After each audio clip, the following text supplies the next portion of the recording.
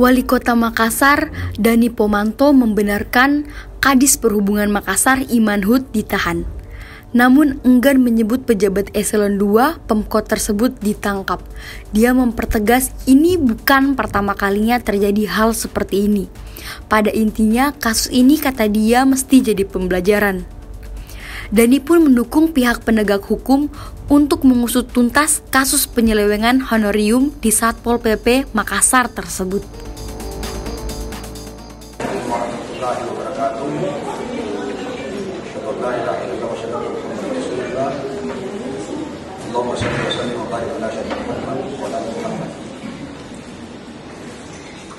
Pada kesempatan ini saya Iman Hud selaku Kadisub menyampaikan terima kasih kepada teman-teman Kejaksaan Tinggi yang telah melaksanakan tugas secara profesional dan sangat baik, dan pada hari ini semua saya terima dengan tulus dan ikhlas. Qadarullah, la haula wala quwwata illa billah. Innallaha ala kulli syai'in qadir. Hari ini saya menerima ini semua sebagai takdir saya, dan kepada pimpinan saya, Bapak Wali Kota, Ibu Wakil Wali Kota, terima kasih selama ini telah memberikan kesempatan saya untuk bergabung dengan Polres Kota Makassar.